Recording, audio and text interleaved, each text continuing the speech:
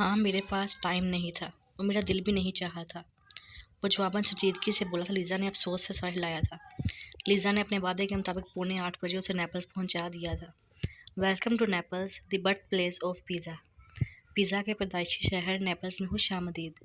Lisa نے مسکرا کر قدرے فخری انداز میں اس کی طرف دیکھ کر کہا۔ وہ جواباً فوراً بولا، این آرگنائزڈ کرائم اور منظم جرائم۔ لیزا نے اسے گھور کر دیکھا تھا۔ وہ اپنے روما ہی سے نہیں اپنے پورے اٹلی سے محبت کرتی تھی، تاکہ اس کے خلاف کچھ سننا اسے پسند نہیں تھا۔ کیوں، میں نے غلط تو نہیں کہا؟ پیزا کی پیدائش نیپلز میں ہوئی تھی تو دنیا بھر میں منظم جرائم کا آغاز بھی تو یہیں سے ہوا تھا۔ کیا یہاں کا مافیا کامورا دنیا کا خطرناک ترین مافیا نہیں؟ وہ اپنی منزل پر پہنچ چکا تھا، پرسکون تھا، اس لیے اسے لیزا کو چرانے میں لطف بھی آیا تھا۔ ہاں ہیں، مگر عام لوگوں کے ساتھ یہاں ایسا کچھ نہیں ہوتا۔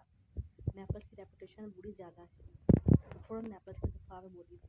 8 بجے وہ اسے سڑک پر لے آئی تھی جہاں اس کمپنی کا ہیڈ آفس واقع تھا، جن کے ساتھ اس کی میٹنگ تھی۔ جس علاقے میں وہ تھے وہاں جدید عمارتیں تھیں۔ وہ سامنے نظر آتی بلڈنگز کو دیکھ رہا تھا جب لیزا اس سے بولی، نیپلز کے 2 رخ ہیں، ایک تاریخی اور ایک ماڈرن۔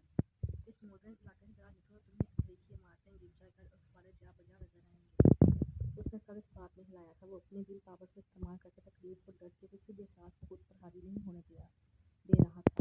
آدھے گھنٹے کے بعد اس کی میٹنگ تھی، اس کے لیے اسے بہت الرٹ اور ایکٹیو رہنا تھا، اپنے ذہن کو مکمل طور پر حاضر رکھنا ہے۔ اب چونکہ اس کی منزل نزدیک آ چکی تھی، گویا لیزا کا شکریہ ادا کرنے کا وقت آ چکا تھا۔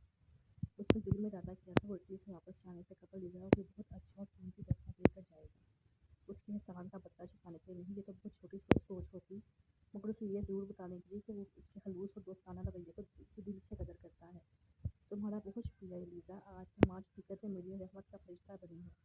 تمہاری وجہ سے میں نیپلز اس وقت پر پہنچ پایا ہوں۔ اس نے تشکر کے احساس سے لبریز الوداعی جملے بولنے شروع کیے ہی تھے کہ لیزا گاڑی کو ایک بار کے پاس لا کر روکتی ہوئی بولی، ابھی کہاں سے شکریہ آ گیا؟ جب ہم روما واپس پہنچ جائیں گے تب میرا شکریہ ادا کرنا۔ تم یہاں رکو گی؟ مگر کیوں؟ دیکھو، میری دونوں طرف کی ٹرین کی سیٹس ریزرو تھیں۔ میں شام میں اپنے طے کیے ہوئے پروگرام کے مطابق آلٹا ویلوسیٹا سے روم آ جاؤں گا، اور میں اتنی لمبی ڈرائیو وہ بھی خالی پیٹ کر کے واپس روما روانہ ہو جاؤں۔ مجھے کیا پاگل سمجھ رکھا ہے سینیور سکندر؟ میں نے ابھی ناشتہ کرنا ہے، کچھ دیر آرام کرنا ہے، پھر جاؤں گی واپس تمہیں ساتھ لے کر۔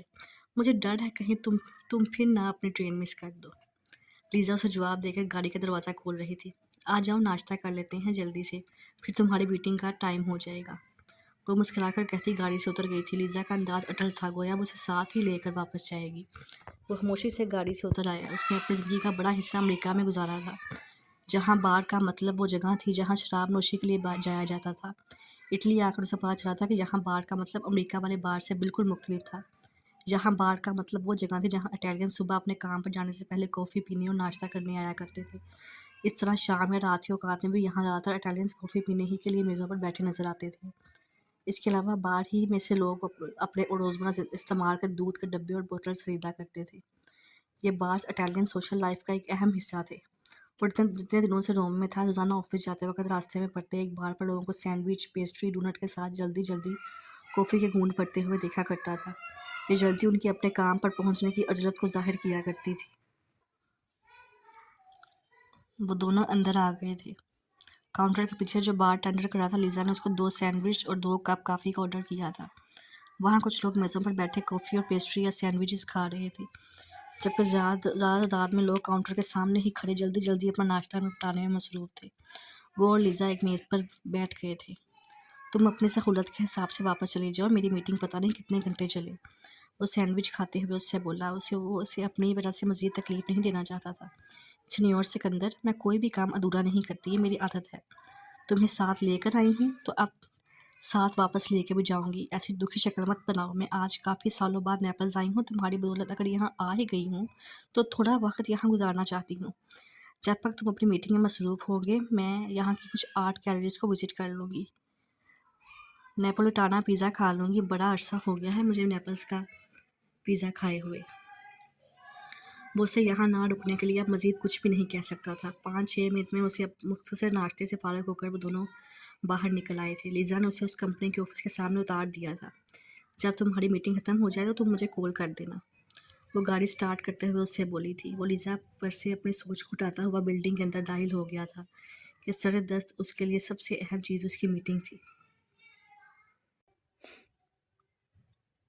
میٹنگ ختم ہونے پر اس نے لیزا کو کال نہیں کی تھی۔ اسے یہ بات ہی بہت غلط محسوس ہو رہی تھی کہ وہ اپنے 10 کام چھوڑ کر یہاں نیپلز میں اس کی خاطر رکی ہوئی تھی، مگر لیزا نے خود ہی اسے فون کر لیا تھا۔ ختم ہو گئی میٹنگ؟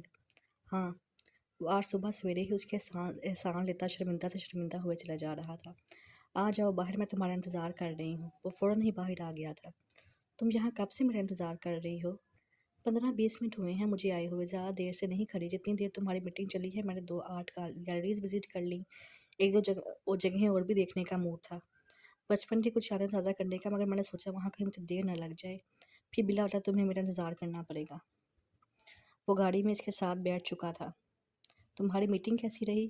بہت اچھی، سب کچھ بالکل ٹھیک ہو گیا، وہ پرسکون انداز میں بولا۔ لیزا کے چہرے پہ خوشی بڑا تاثر آیا تھا۔ چلو یہ تو بہت اچھا ہو گیا، تمہاری طبیعت اب کیسی ہے؟ اس نے میٹنگ کے اچھے انداز میں ہو جانے پہ خوشی کا اظہار کرنے کے ساتھ ہی فوراً اس کی طبیعت بھی پوچھی۔ ابھی وہ اس سوال کے جواب میں کچھ بھی نہ بولا تھا کہ وہ فوراً سنجیدگی سے بولی، اگر یہ پرسنل سوال نہیں اور تم جواب دینا چاہو تو بتا دو، ورنہ کوئی بات نہیں۔ وہ اسے اس کی کہی بات جتا رہی تھی۔ وہ ہلکا سا مسکرایا۔ نہیں، یہ پرسنل سوال نہیں، میری طبیعت ابھی بھی پوری طرح ٹھیک نہیں ہے، مگر صبح سے کافی بہتر ہے۔ اصل میں مجھے سروائیکل پین ہو رہا تھا۔ اوہ، تب ہی تم اتنی تکلیف میں لگ رہے تھے۔ تمہاری شکل دیکھ کر ہی پتہ چل رہا تھا کہ تمہاری طبیعت ٹھیک نہیں۔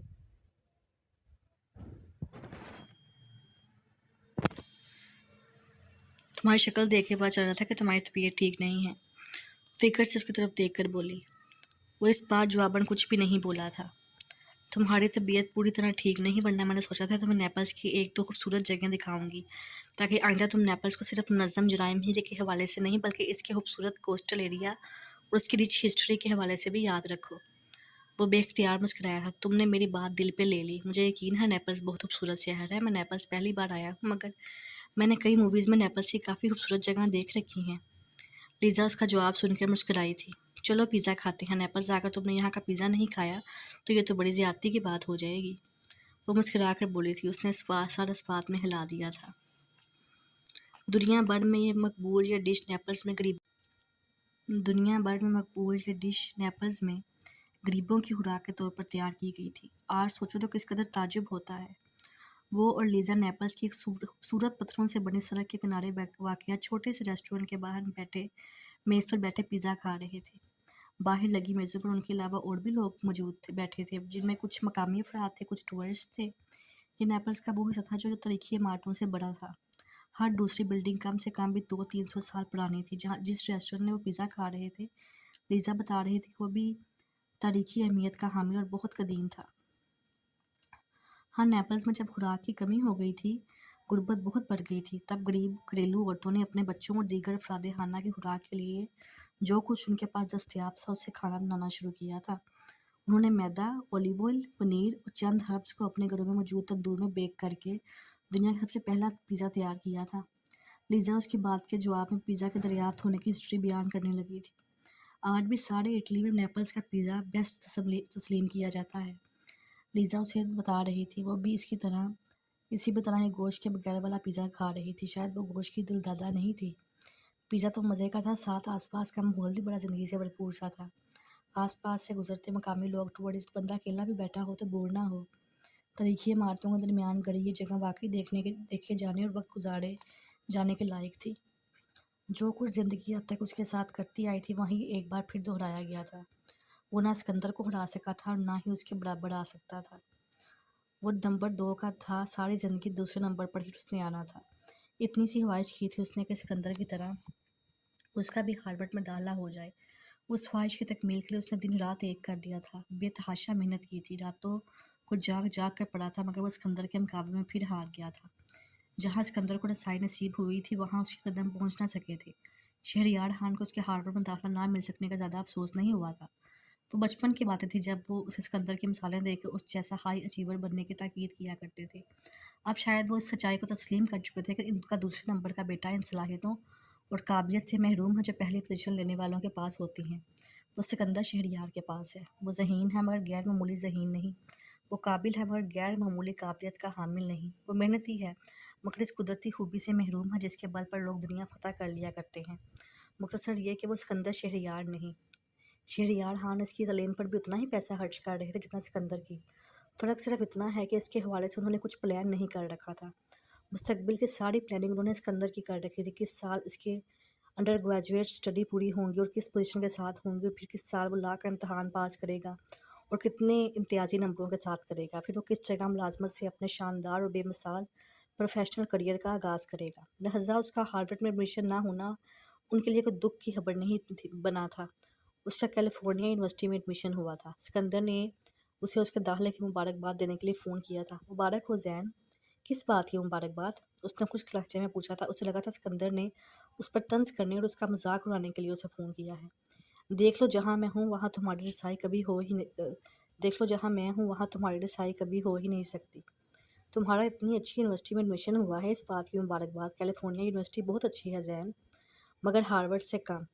اسے لگا دل ہی دل میں اس پر ہنستے سکندر نے یہ ضرور کہا ہوگا۔ اسے سکندر کی خوشی تمسخرانہ اور اس کی ہنسی اپنا مذاق اڑاتی محسوس ہو رہی تھی۔ اس کا دل چاہتا تھا وہ سکندر کے لبوں کی ہنسی اور اس کی زندگی کی ہر خوشی اس سے چھین لے۔